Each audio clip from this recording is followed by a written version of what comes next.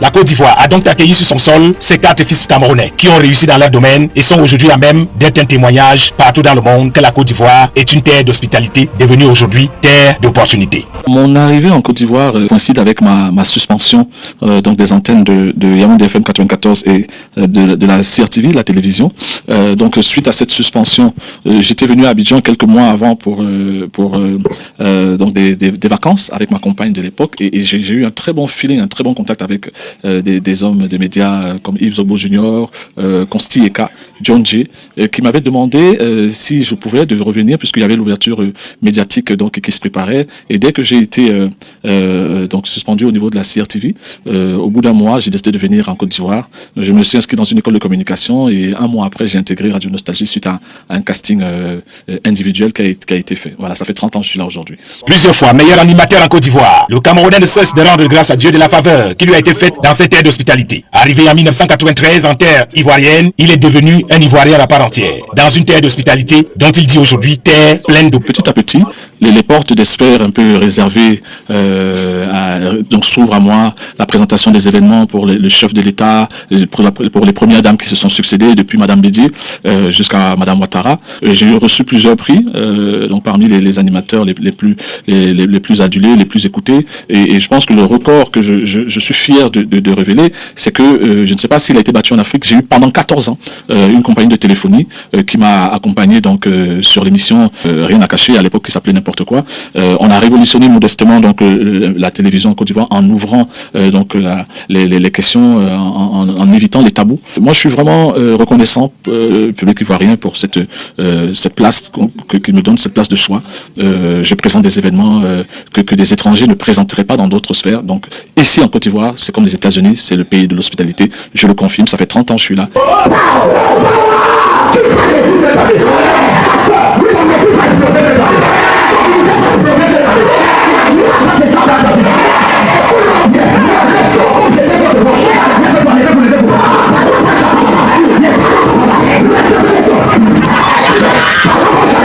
Il crie toujours autant qu'au Cameroun. Il bouge toujours autant les reins sans frein lors de ses cultes qui rendent spectaculaire. Le général de Dieu roule dans un véhicule diplomatique comme l'ambassadeur de Jésus-Christ qu'il dit être. Ce n'est certainement pas à lui qu'on expliquera que le jugement de Dieu commencera à l'église. Les circonstances de mon départ du Cameroun sont arrivées au moment où effectivement j'étais malade. J'avais été littéralement empoisonné. J'avais subi 3 types d'empoisonnement.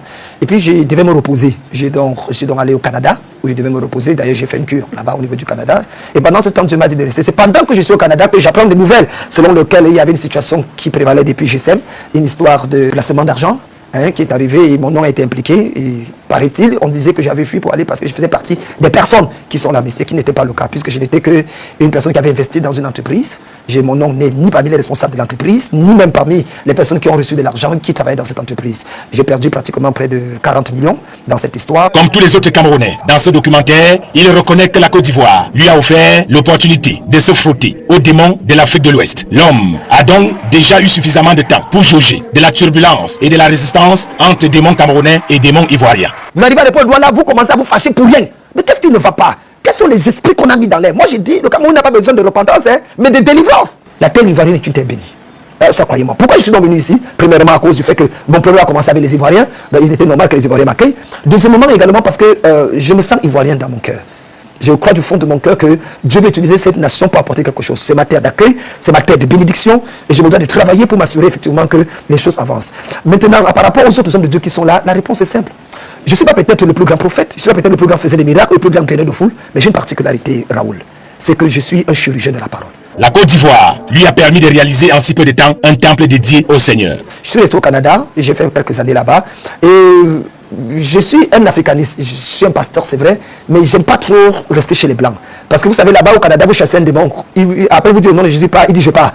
Ici en Afrique, tu dis pas, il dit je ne pars pas. Là, ça cultive votre foi, ça bâtit vos muscles spirituels. Là-bas, les liens, certaines pratiques, vous ne pouvez pas faire parce que les gens ont l'assurance vie, assurance maladie. Donc, tu pries pour sa guérison. Il dit, mais pourquoi il va être dirigé? Mon assurance maladie, ça me permet même d'ailleurs d'avoir un certain nombre de privilèges que l'État ou la société peut me donner.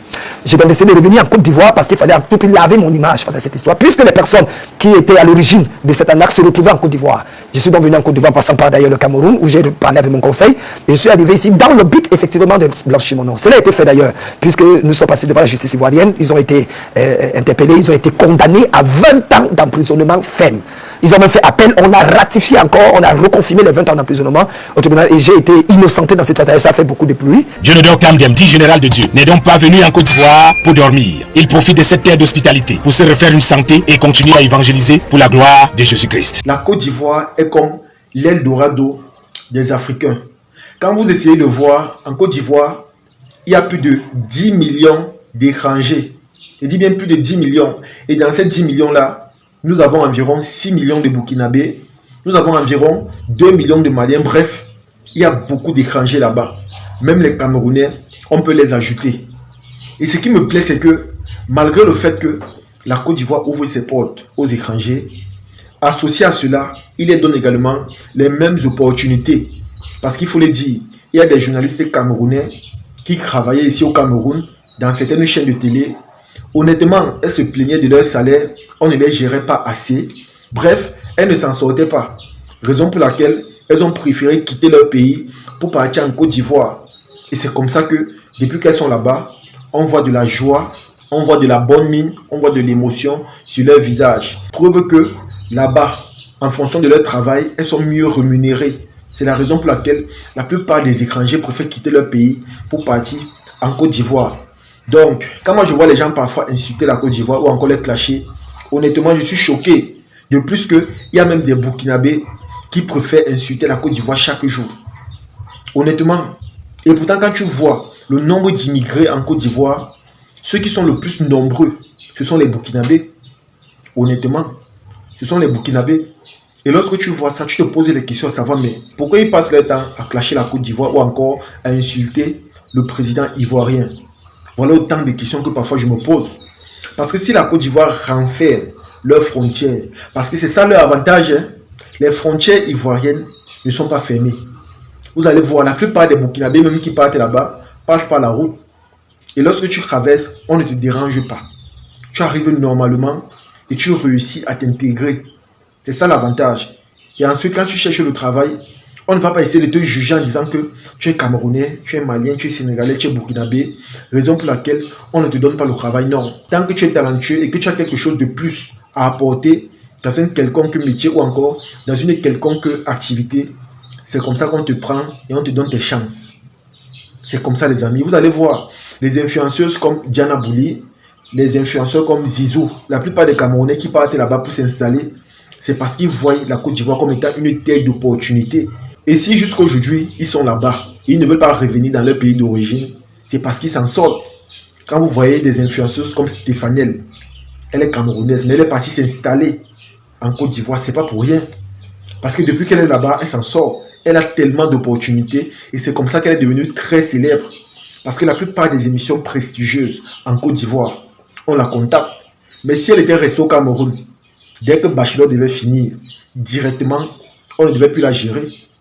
On ne devait plus la gérer. Vous allez voir que la plupart des Camerounaises même qui ont participé à cette compétition, que ce soit un mariage pour une lune de miel ou encore Bachelor, depuis qu'elles ont participé à cela et qu'elles sont revenues au Cameroun, depuis, on ne parle plus d'elles. On ne les gère plus. Mais si elles étaient restées en Côte d'Ivoire, laissez-moi vous dire que la Côte d'Ivoire, c'est la plaque tournante du showbiz en Afrique francophone. Ce qui est sûr, elle devait se faire un nom, de la visibilité ou encore de la crédibilité. Et quand tu as de la visibilité en Côte d'Ivoire, tu bénéficies énormément de contrats et d'opportunités. Et c'est un peu ce qui se passe avec Diana Bouli. Vous allez voir, depuis qu'elle est en Côte d'Ivoire, elle voyage, elle a les opportunités, elle travaille. Son contenu marche. Quand vous partez sur ces différents réseaux, vous voyez comment les gens sont avec elle, on l'encourage, elle a de la portée. Quand moi je vois même les influenceurs en Côte d'Ivoire, quand vous voyez le nombre de likes qu'ils font dans leurs vidéos ou encore le nombre de vues, vous comprenez que là-bas, quand on les aime énormément. Et c'est la raison pour laquelle vous voyez la plupart des étrangers veulent partir en Côte d'Ivoire. Parce que c'est une terre d'opportunité et c'est un Eldorado africain. Parce que pour s'intégrer là-bas, c'est très facile. Et je tiens à vous préciser que ce n'est pas dans tous les pays que vous allez voir autant d'avantages ou encore d'opportunités.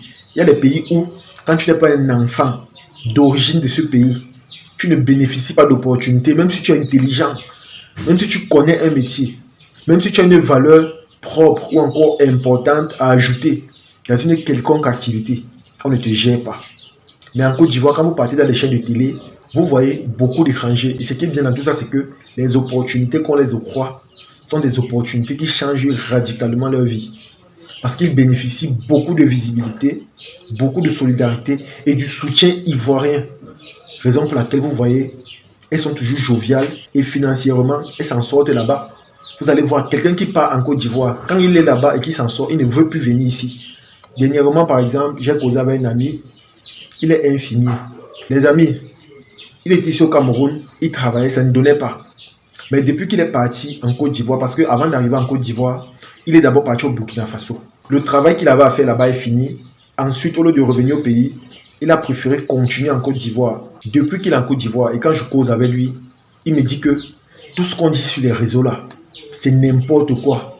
Quand tu es là même en Côte d'Ivoire, quand tu es sur les terres ivoiriennes, tu vois les réalités. Et depuis qu'il est là-bas, il ne veut plus venir au Cameroun. Il m'a dit qu'il va faire au moins 10 ans en Côte d'Ivoire avant de remettre ses pieds ici au Cameroun. Et s'il vient même au Cameroun, c'est pour voir sa mère et repartir. Parce qu'il me dit qu'en Côte d'Ivoire, les opportunités sont incroyables. Les salaires qu'on donne là-bas sont incroyables. Ça ne donne même pas l'envie de revenir dans ton pays. Ça ne donne même pas l'envie d'aller encore à l'extérieur. Parce que là-bas, tu es capable de t'en sortir. Tu es capable de vivre comme un roi. C'est ce qu'il m'a dit, les amis. Si moi, je vous dis combien touche un infirmier ici au Cameroun, vous allez simplement vous moquer. Vous allez rigoler. Parce que c'est pitoyable, c'est déplorable. C'est pas honorable en fonction de l'école ou encore des études qu'il a fait. Mais vous allez voir, depuis qu'il est parti en Côte d'Ivoire, son langage a changé. Aujourd'hui, il est beaucoup plus épanoui, il est heureux et financièrement, il s'en sort. Il est beaucoup plus à l'aise. Donc les amis, ce que moi je peux vous dire, c'est que la Côte d'Ivoire là, bientôt, parce que le processus de développement ou encore d'émergence de la Côte d'Ivoire suit son parcours petit à petit. Donc ça signifie que les gens travaillent petit à petit. Et laissez-moi vous dire que, écoutez bien, la Côte d'Ivoire bientôt, je dis que bientôt pour entrer en Côte d'Ivoire, on va t'exiger un visa, un passeport. Parce que ce pays est en train de devenir comme l'Europe. Parce que la Côte d'Ivoire est construite rapidement, le développement est perceptible et de mieux en mieux, chaque jour, les citoyens sont beaucoup plus épanouis.